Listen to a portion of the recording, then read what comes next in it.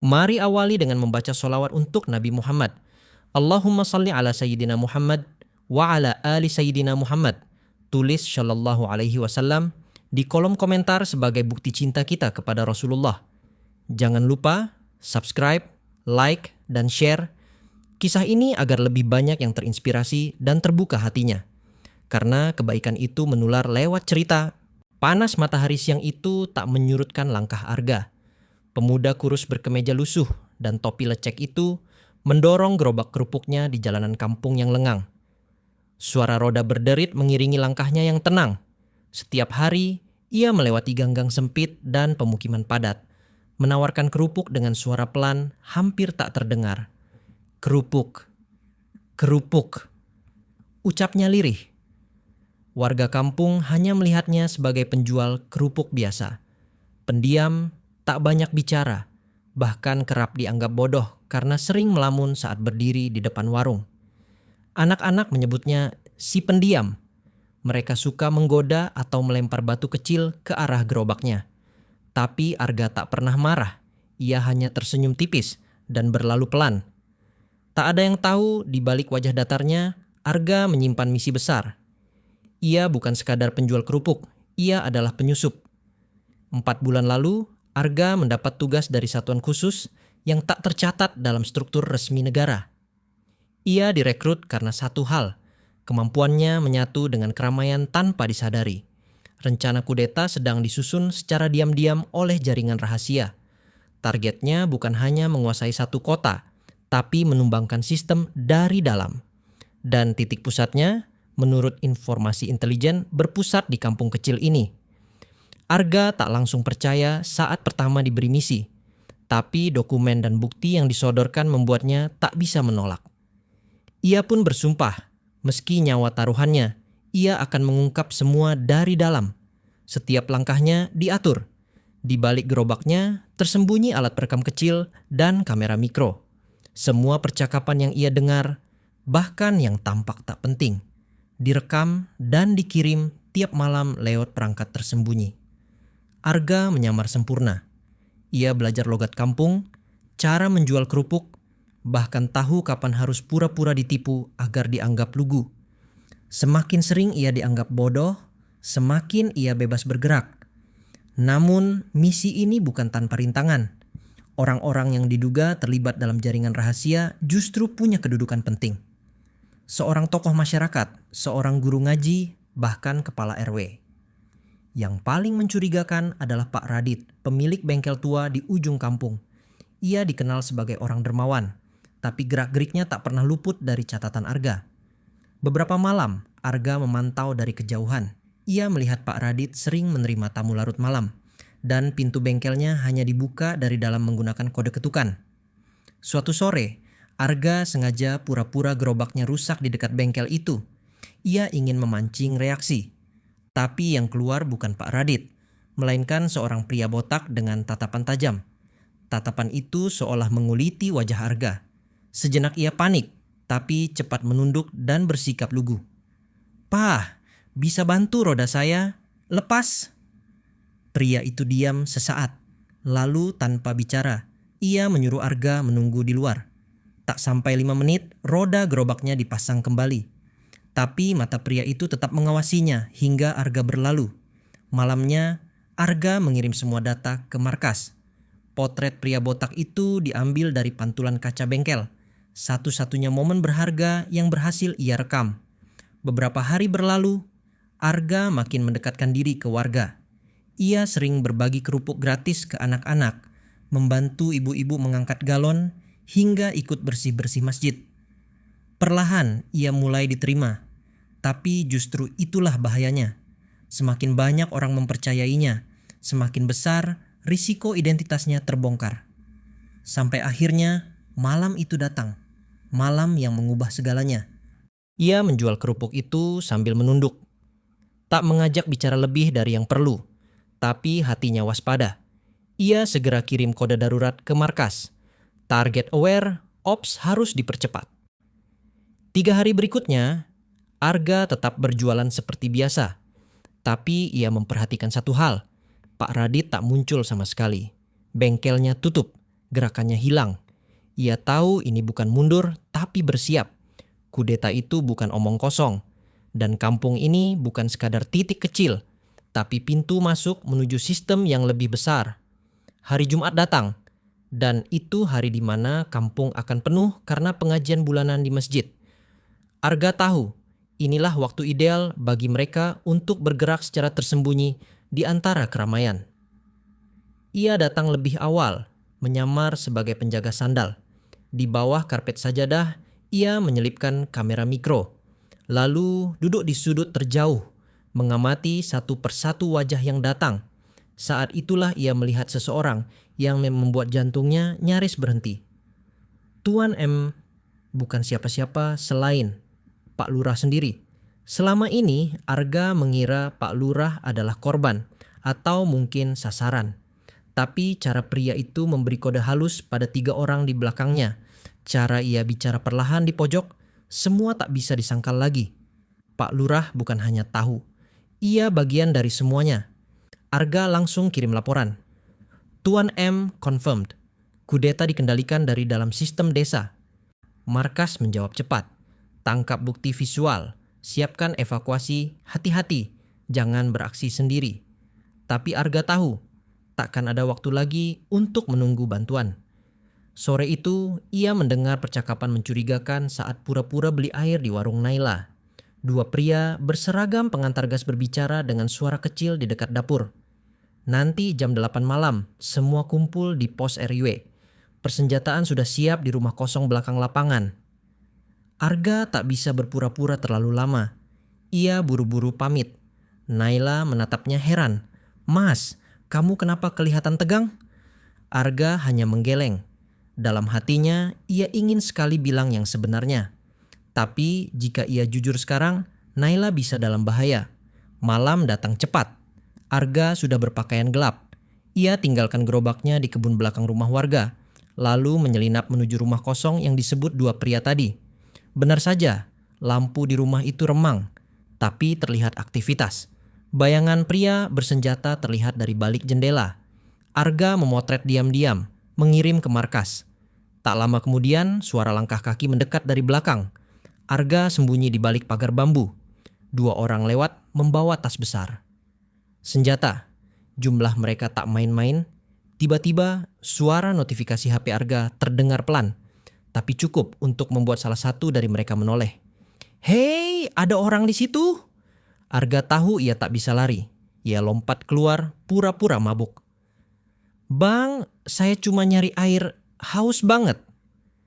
Keduanya saling pandang, lalu salah satu berkata, "Dia ini penjual kerupuk itu, kan?" Arga tertawa gugup. "Iya bang, saya cuma pengen duduk bentar, nggak ganggu kan?"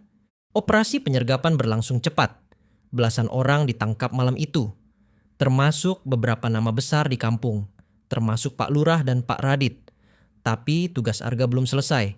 Ia masih harus menjelaskan pada warga siapa dirinya. Dan itu yang paling berat baginya.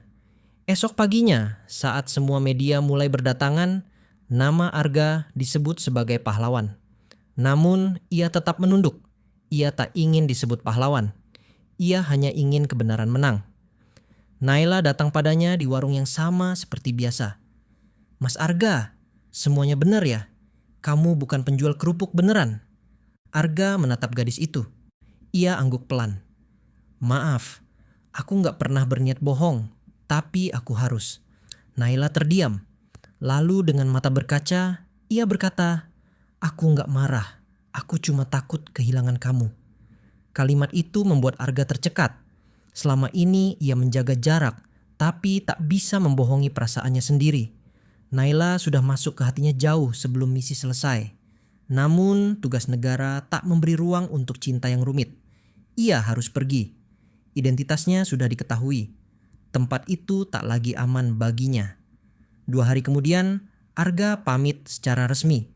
Warga kampung berjejer di jalan memberi salam perpisahan. Bahkan anak-anak yang dulu suka melemparinya kini menangis. Gerobak kerupuknya kini kosong. Tapi dalam hatinya penuh dengan cerita yang tak pernah bisa ia lupakan. Ia berjalan menjauhi menuju misi berikutnya. Di perjalanan menuju bandara, Arga menerima satu pesan suara dari markas. Misi berhasil. Target utama digagalkan. Selamat bekerja, agen 47. Ia hanya menjawab pendek. Siap. Tapi dalam hatinya, ia ingin menjawab, aku ingin kembali jadi Arga si penjual kerupuk. Bukan siapa-siapa. 6 bulan berlalu. Arga kini berada di kota lain dengan penyamaran baru.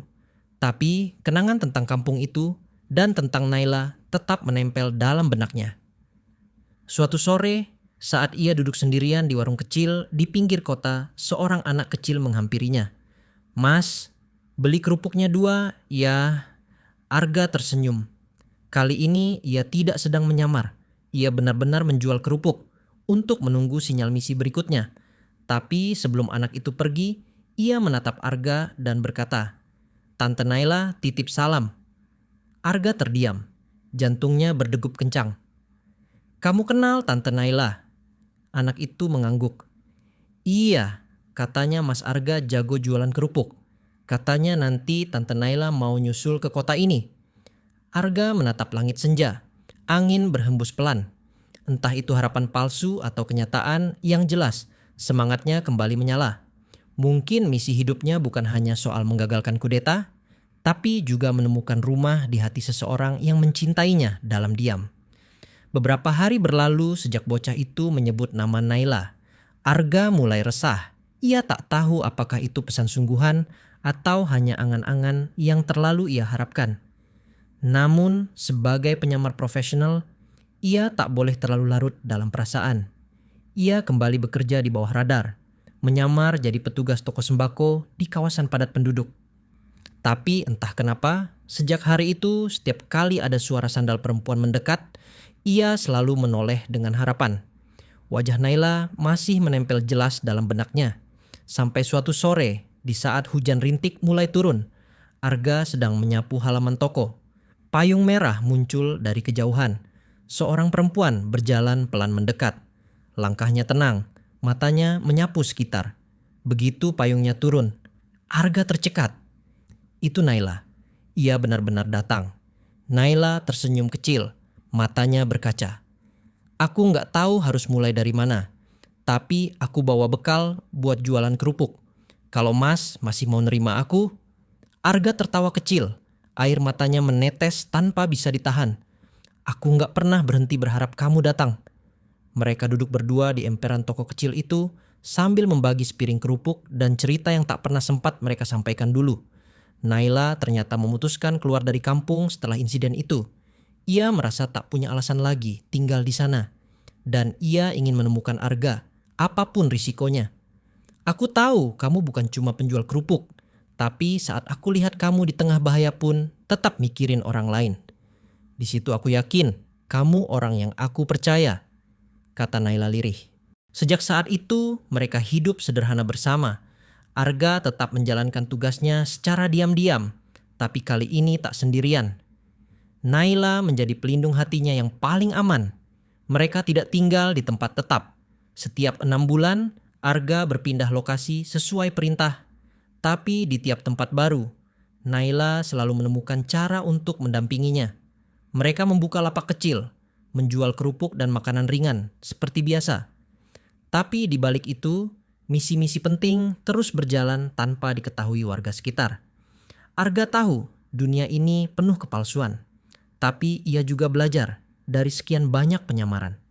Cinta yang datang dari hati tak bisa dipalsukan. Dalam beberapa kasus, Arga menyelamatkan banyak orang. Tapi hanya sedikit yang tahu namanya. Ia tak butuh pangkat. Ia hanya ingin menjalankan amanah. Tiap malam, Naila menemaninya mengecek data, menyusun laporan, bahkan mengingatkan jadwal rahasia. Ia bukan hanya pasangan, tapi rekan satu misi. Kalau nanti kamu pensiun, mau jadi apa? Tanya Naila suatu malam. Arga tersenyum. Aku mau jualan kerupuk beneran. Pagi-pagi keliling pakai gerobak, lalu siangnya istirahat bareng kamu. Nggak ada kode rahasia, nggak ada perekam suara. Naila mengangguk pelan. Kalau gitu, aku yang goreng kerupuknya ya. Mereka tertawa kecil di tengah malam. Sebuah malam yang sunyi tapi hangat karena cinta. Beberapa tahun berlalu. Nama Arga tak pernah muncul di media. Tapi setiap kali negara ini selamat dari bahaya, mungkin salah satunya karena kerja diam-diamnya. Ia dan Naila akhirnya menetap di sebuah desa tenang di lereng gunung. Tempat di mana ia bisa menikmati pagi tanpa rasa curiga dan malam tanpa ketakutan. Ia tetap menjual kerupuk. Kini benar-benar menjual, tapi tak ada lagi kamera tersembunyi atau alat perekam. Hanya senyum, doa, dan suara roda gerobak yang mengalun pelan. Anak-anak desa memanggilnya Pak Arga Kerupuk. Mereka tak tahu masa lalunya, dan Arga pun tak pernah menceritakannya. Bagi Arga, penyamaran terbesar bukanlah ketika ia jadi penjual kerupuk palsu, tapi ketika ia harus menahan perasaannya agar misi tetap berjalan. Kini, ia tak perlu menyamar lagi. Ia bisa hidup sebagai dirinya sendiri, sebagai pria biasa yang pernah menyelamatkan banyak hal tanpa diminta disebut pahlawan. Di rumahnya yang sederhana, satu bingkai tergantung di dinding. Di dalamnya ada foto gerobak tua, kamera mikro, dan satu surat bertanda resmi dari negara. Terima kasih atas pengabdian dalam senyap, tanpa jejak, tanpa nama. Tiap kali Arga melihat bingkai itu, ia tak bangga, tapi bersyukur. Karena dalam hidupnya yang penuh kepura-puraan, ia akhirnya menemukan satu hal yang paling nyata, keluarga. Di sampingnya, Naila duduk sambil menyuapi anak mereka yang baru bisa berjalan. Rumah kecil itu tak mewah, tapi penuh cinta. Dan suara kerupuk kriuk setiap pagi, kini bukan bagian dari misi, tapi bagian dari hidup. Hidup yang akhirnya benar-benar miliknya